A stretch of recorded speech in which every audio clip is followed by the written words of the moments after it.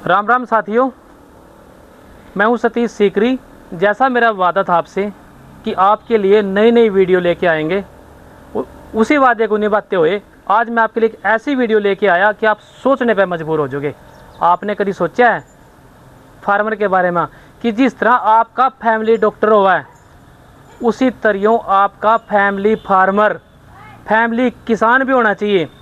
Doctor रखा है ना फैमिली पे, हमारा जो है ना स्वास्थ्य ठीक रहा, डॉक्टर दवाइयाँ देकर ठीक करा। लेकिन अगर हम बीमारी ना हुए, कुछ इस तरह का खाना खाया जाए कि जो हमारा फार्मर है वो हमें वो चीज़ दे, तो उसके लिए हमें फैमिली फार्मर रखने पड़ेंगे।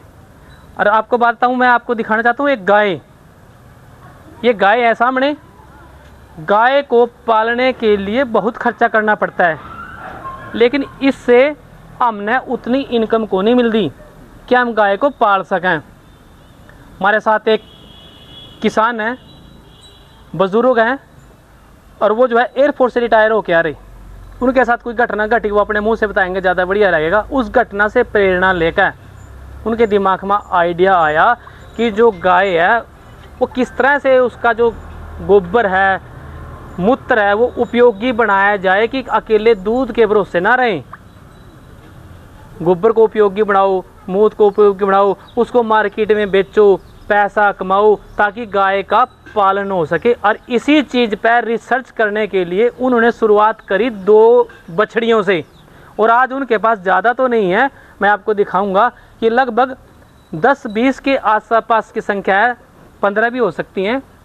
इतनी संख्या में उन्होंने काम शुरू किया। इसको आप छोटे तौर पर एक रिसर्च सेंटर भी कह सकते हो, गांव का रिसर्च सेंटर, कि किस तरह से ऐसा कोई काम किया जाए कि गाय पालन उपयोगी हो, आर्थिक सुधार में मदद करे। इसके लिए हम बात करने के लिए आए हैं घरोंडा के गांव चोरा में, और यहाँ हमारे साथ हैं नरेंद्र सलूजा जी। नरेंद्र सलूजा जी नमस्कार। चढ़ती कला टाइम टू में आपका स्वागत है। आपका नाम सुना था कि आपने कोई एक मुहिम छेड़ रखी, नई मुहिम, कि परिवर्तन लाया जाए समाज में। और वो क्या परिवर्तन है, क्या आपकी बात है, एक बार आप हमारे दर्शकों को ज़रूर बताएं जी। क्या वो घटना घटी, पहले तो ये बताओ। आप मैंने पता लग गया आपका परिवार बहुत बड़ा है, 25 किले आप हैं, और टोटल मिलाकर 4-5 भाई हो, तो 125 किले हैं। 125 किले वाला आदमी, 125 किले वाला परिवार छोटा परिवार नहीं होता, बहुत बड़ा मोटा जिम्मेदार होता है। और जब मोटा जिम्मेदार 2 गायें पाल कर कोई काम करना शुरू करे ना, तो पैसे कमाने वास्ते को नहीं करता, वो समाज की सेवा के लिए कर रहा कि कोई नई चीज़ लेके आए। तो बात करते हैं आपसे जी, क्या वो बात थी जहाँ से आप इसकी तरफ आए, और इसका उद्देश्य क्या है, कैसे आपने इसको शुरू किया जी? सबसे पहले तो मैं आपका चढ़ती कला टीवी और उनके आपके व्यूअर्स का बहुत बहुत आभार प्रकट करता हूं, क्योंकि आप चौथा स्तंभ हैं, और जिस पे हम बात करने जा रहे हैं ये एक सामाजिक आंदोलन कह लीजिए, सामाजिक समस्या है। इसको आपने उठाने के लिए टाइम निकाला, इसके लिए मैं आपको बार बार हार्दिक आभार प्रकट करता हूं। और गौ माता से प्रार्थना है कि आपका चैनल चढ़ती कला में हमेशा रहे, जैसा आपका चैनल का नाम है। धन्यवाद, बहुत बहुत मेहरबानी आपकी। बात पर कि ये कैसे शुरू हुआ। मैं एयरफोर्स में था, पिताजी को मेरे पैरालिसिस हुआ, जिसकी वजह से मुझे छोड़ के आना पड़ा। तो नौकरी जब मैं छोड़ के आया, उसके बाद क्या हुआ, हम गुरुद्वारे को मानते हैं, भाई ईसरदास गुरुद्वारा है पानीपत में। तो वो जो हमारे भाई जी, हम उनको गुरु मानते थे, उनको भी पैरालिसिस हुआ।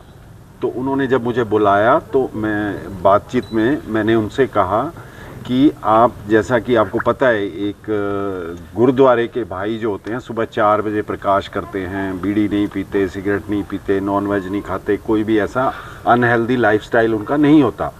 उसके बावजूद उनको शुगर होना, बीपी होना, उसके बाद लकवा हो जाना, इसकी मेन वजह जो थी, मैंने उनको बताया कि आपका गांव से कनेक्शन कट गया। गांव से जो सब्जी आपकी थाली में आ रही है, आपकी थाली में जहर आ रहा है, क्योंकि हम सब्जियों में जहर डाल रहे हैं।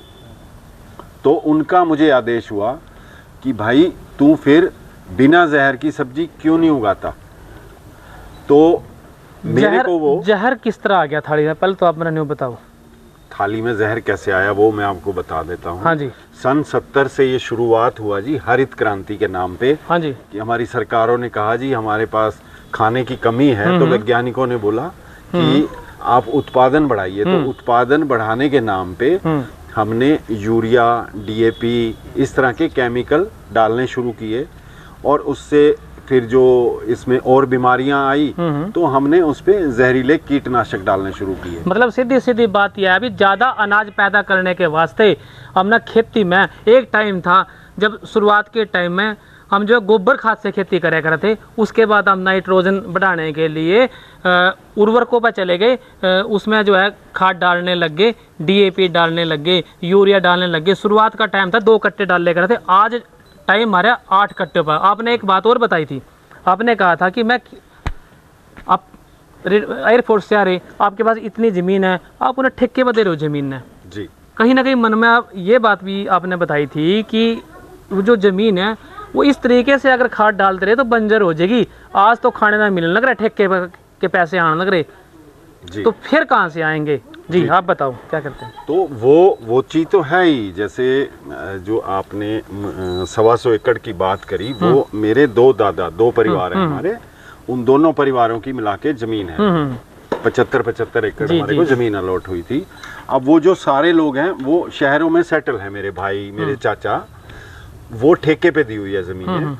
तो ठेके पे जो जमीन ली है वो आदमी उतना पढ़ा लिखा नहीं है, ना उसका जमीन से कोई जुड़ाव है, तो वो अंधाधुंध उसमें डाले जा रहा है जहर। जैसे पहले 2 कट्टे से शुरू हुआ था, अब 8 कट्टे यूरिया डल रहा है। 8 कट्टे यूरिया डालने के बाद भी साहब उसमें कोई प्रोडक्शन बढ़ नहीं रहा। तो अब जो 8 कट्टे आपने डाले यूरिया, केमिकल डाला, वो सारा पौधा अपने अंदर एब्जॉर्ब करता है, और वही अनाज, वही सब्जियां आपकी प्लेट में चली जाती हैं। तो एक बात और ये आ गई, कड़ी ना कड़ी हमारा जो अटैचमेंट है धरती थे, हमने माता को धरती माता किसान के लिए बड़ा उपयोगी शब्द है ये। और लालच में, हरित क्रांति कह लो, अपना लालच कह लो, उस लालच में हम कड़ी ना कड़ी ज़्यादा खार घेर कर अपनी उस माता को नुकसान पहुंचाने लग रहे। यही बात कहना चाहते हैं? नुकसान इतना हो गया है जनाब कि अगर WHO की रिपोर्ट की मैं बात करूं, मेरे ख्याल में डिटेल में ना जाएगा, आप अपनी मुद्दे की बात पर अंदर हो जी। ठीक है। तो मुद्दे की बात ये है साहब कि अब मेरे सामने सवाल आ गया, गुरु का हुक्म हुआ कि आप बिना जहर की खेती करें। तो जब बिना जहर की खेती कोई भी कर नहीं रहा था, इस पे जब मैं ढूंढना शुरू किया तो मुझे पता लगा ये खेती सिर्फ और सिर्फ देसी गाय के गोबर से संभव है। तो अब उसके बाद मेरे सामने एक चैलेंज ये आ गया सर कि देसी गाय कैसे पालेंगे, इतना पैसा कहाँ से आएगा, क्योंकि 10 किल्ले का जमींदार भी एक देसी गाय नहीं पाल सकता। देसी गाय के गोबर से ही क्यों संभव है? एक सवाल तो ये आ गया, क्योंकि गाय गोबर तो गोबर है, भैंस का भी है और गाय का भी, उसमें क्या खासियत है कि उसी से संभव है ये चीज? उसमें हमारे एक बहुत बड़े एग्रीकल्चरिस्ट हैं सुभाष पालेकर जी, उनको पद्मश्री भी मिला जी। उनकी ये रिसर्च है जी कि देसी गाय के गोबर से इस जो जमीन को आपको फर्टिलिटी बढ़ाना, जिसको कहते हैं उर्वरता को बढ़ाने के लिए जो बैक्टीरिया चाहिए वो इसमें सबसे ज्यादा है। ना भैंस वाले में है, ना किसी अन्य जानवर, ह्यूमस जो बनाना जिसको आप कह रहे थे, बायोकार्बन, ह्यूमस कह लीजिए या उर्वरता कह लीजिए या फर्टिलिटी जिसको हम कहते हैं, वो बढ़ाने के लिए जो हमें आवश्यक तत्व चाहिए वो देसी गाय के गोबर और गौमूत्र में सबसे ज्यादा है। तो इनका मानना है कि गुरुद्वारा साहब से इनको हुक्मनामा मिला, उस बात को ग्रंथी साहब ने जो बात कही थी उस बात को इन्होंने हुक्मनामा मान लिया और कहने लगे कि मैं इस ओर जाऊंगा, गाय पालूंगा, उसके गाय के गोबर से कुछ प्रोडक्ट बनाऊंगा, ताकि इन्होंने एक बात समझ में आ गई, गाय ने 4 महीने 5 महीने दूध देना और 4-5 महीने में खर्चा होना इसका 300-400 रुपये तो रोज होगा जी। 300 रुपये रोज का दूध उतना होना नहीं होना, तो गाय पालना बड़ा मुश्किल है। उसके लिए कुछ प्रोडक्ट बनाया हमने, दिखाया था। क्या प्रोडक्ट था वो और किस तरह से कितने पैसे में बिकता है जी, और कितने उससे आप कमा लेते हो? तो सर अब सामने हमारे चुनौती आई कि गाय को कैसे पाला जाएगा, उसके लिए पैसा कहाँ से आएगा, क्योंकि ये इकोनॉमिकल वायबल नहीं थी, प्रॉफिटेबल नहीं थी, तो हमने एक एनजीओ रजिस्टर किया। वो मैंने अपने पिताजी के नाम से इंदर कृष्ण गोकुल ग्राम सोसाइटी के नाम से रजिस्टर किया, और अपने कुछ मित्रों को, एक्स सर्विसमैन दोस्तों को, जैसे नरेंद्र लाठर जी हैं, पत्रकार भाई हैं इसमें, उद्योगपति हैं, अजय चावला जी दिल्ली से हैं, पानीपत से हैं, प्रोफेसर विवेक तनेजा, इस तरह के लोगों को मैंने जोड़ा ताकि हम इसके लिए वैध लेजिटिमेट फंड रेज कर सकें। तो उसका जो हमारा सोसाइटी या एनजीओ का मुख्य उद्देश्य था, इस बात पे रिसर्च करना कि एक बिना दूध की गाय को कैसे उपयोगी बनाया जाए। अब जैसे दूध नहीं है गाय का, मान लीजिए बछड़े का तो दूध हो भी नहीं सकता, लेकिन गोबर तो 10 किलो है, तो उस 10 किलो गोबर से हमने उत्पाद बनाने प्रारंभ किए। उत्पाद क्या थे? साम्रानी कप जी।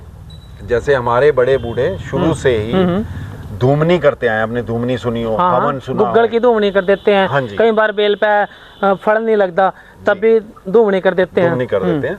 तो हमने वही जड़ी बूटियों को जो शास्त्रों में लिखी हुई थी, लगभग 18 तरह की जड़ी बूटियों को गोबर में मिला के वो धूमनी का कप तैयार किया। गोबर तो जड़ी बूटियों पे कटाया गया। आप जड़ी बूटियां कहाँ से ले आए? मैं बताता हूँ आपको। जो इसकी धूमनी का जो तरीका होता है वो चाहिए का आपको गोबर की करसी, उसको जलाएंगे आप, और उसके ऊपर वो जड़ी बूटियां डालते हैं। उसका धुआं जो होता है फ्यूमिगेशन करता है, जैसे आपके ऑपरेशन थिएटर में फ्यूमिगेशन करते हैं ना, या सैनिटाइज करते हैं। तो ये हमारे बड़े बूढ़ों की विधि थी। जैसे शाम के टाइम बारीक बारीक मच्छर आता है, खदुआ आती है, तो आप गोबर की करसी जलाइए, उसके ऊपर गूगल, जटामासी, भीमसेनी कपूर ये डालेंगे, तो उसके धुएं से वो एक्सपेल करता है उसको, बैक्टीरिया को। तो अब एक शहरी व्यक्ति को ध्यान में रखते हुए कि एक शहर का आदमी करसी कहाँ से लाएगा, तो हमने यहीं से एक बात वो आ गई जड़ा हमने शुरुआत करी थी कि टाइम वो आ गया। जिस तरह हमारा फैमिली डॉक्टर है, इस तरह से हमारे पास फैमिली किसान भी होना चाहिए। और वो फैमिली किसान आपको क्या चीज़ें देगा, किन चीज़ों की आपको ज़रूरत है, वो बताएंगे नरेंद्र जी। हाँ नरेंद्र जी बताओ। तो उससे हमने उत्पाद बनाया साहब। वो उत्पाद हमारा 65 शहरों में जाता है और बहुत पसंद किया जा रहा है। इवन रेस्टोरेंट में भी यूज़ किया जा रहा है, क्योंकि वो खाली सैनिटाइज नहीं करता आपके घर को, वो आपके घर में खुशबू भी देता है।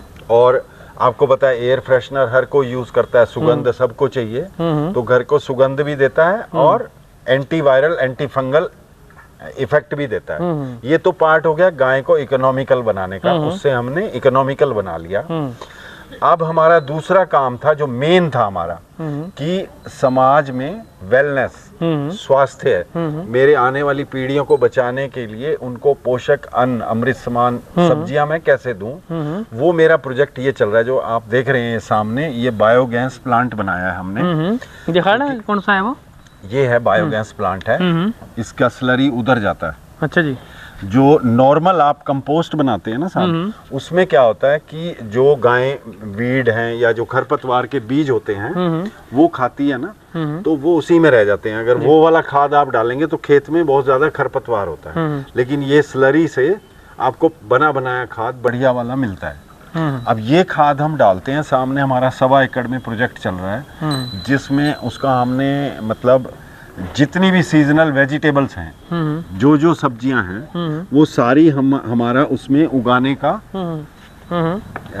ये पूरा एक तकनीक आ गई कि जिस प्रकार गाय, पशु या डांगर कोई चीज़ खावा ना, उसके बीज भी खा ला, और वह बीज गोबर में आवा, जब वह बीज जमीन में जावा, चाहे वो खाद के माध्यम से जाइयो, चाहे वो किसी जाइयो, वो खरपतवार पैदा कर रहे हैं, खरपतवार का रूप लेगा फिर पैदा हो जा। लेकिन इनकी जो टेक्निक है, उससे वह बीज जो दिखाई थी हमने, उससे वो बीज जो है वहीं रह जाते हैं, गोबर में जाते हैं। यही कहना चाह रहे जी? जी जी जी जी बिल्कुल। हाँ जी। और सामने हमने जैसे पहले ये छोटा सा मॉडल फार्म बनाया हुआ है, वो दिखा सकते हैं। आ जाइए, आपको दिखाते हैं। तो सतीश जी, जैसा मैंने बताया, हमने साम्रानी कप बनाया। वो हमारा ट्रेडमार्क है पुष्टि वर्धनम के नाम से, और 65 शहरों में वो जा रहा है। उससे जो हमें रेवेन्यू प्राप्त होती है, उससे हमारे ये गायों का पालन हो रहा है। अब अगला स्टेप ये है, इन गायों के गोबर से हम बना रहे हैं खाद, उस खाद से हम उगा रहे हैं सब्जियां।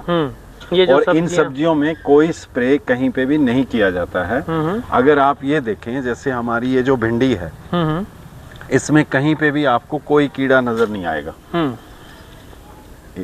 उधर से अगर आप नींबू देखें साहब, नींबू मेरे हाथ में है, ये आपने दिया था। आपके हाथ में तो है, मैं आपको ये दिखाना चाह रहा था फ्रूटिंग कितनी ज्यादा है। फ्रूटिंग मैं दिखा रहा था कि पत्ते कम फ्रूट ज्यादा है,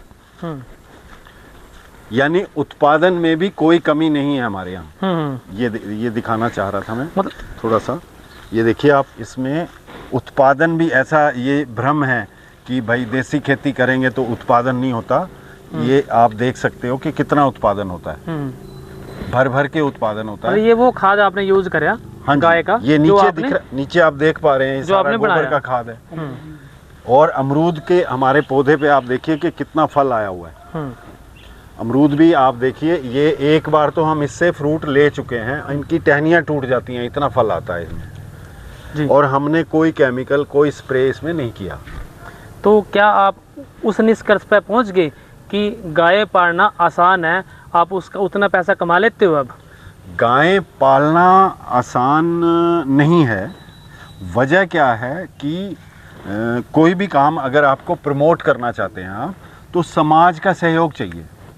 अब समाज में गाय को ऐसे बोलते हैं भाई गोबर उठाने वाला। अब कोई खेत में काम कर रहा है, उसकी शादी ही नहीं होती।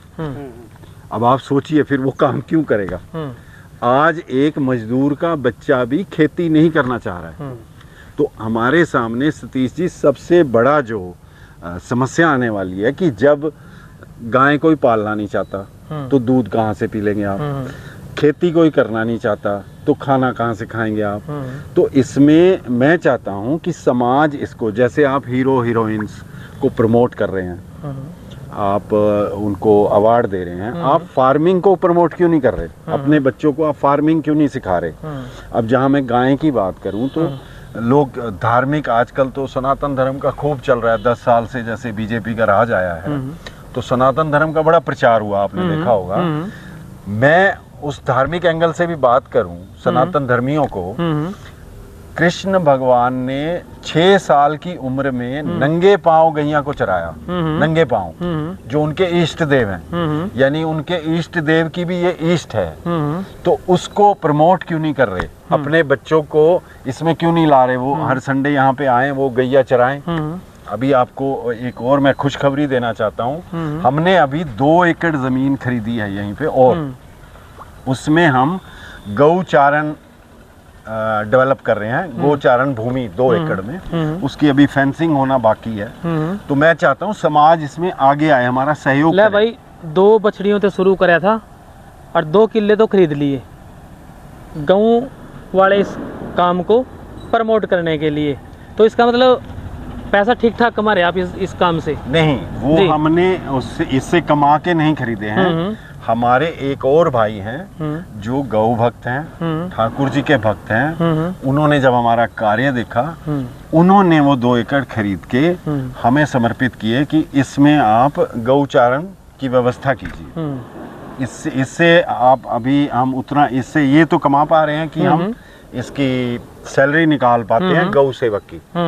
नॉन प्रॉफिटेबल है ये, लेकिन ऐसे लोग हमें समाज में और बहुत सारे चाहिए। हम चाहते हैं जैसा ये गोकुल धाम है, ये हर गांव में एक गोकुल धाम बने और लोग सामने आए, वो उसमें जमीन भी दें, फंड भी दें और उसको चलाएं, अपने बच्चों को इससे जोड़े। अब जैसे आप संडे को जा रहे हैं, आप एक डिनर पे 5,000 रुपये कर देते हैं, लंच पे खर्च कर देते हैं।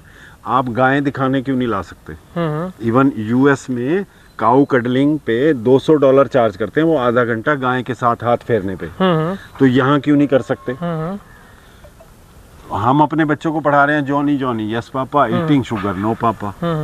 और हर घर में शुगर, डायबिटीज, लकवा, डिप्रेशन ये हो रहा है। अब जैसे वो सेना की भी बात मैंने आपसे कही थी कि फेसबुक पे बहुत सारी सेना, भीम सेना, खत्री सेना, क्षत्रिय सेना, इतनी सेनाएं आप देख रहे हो।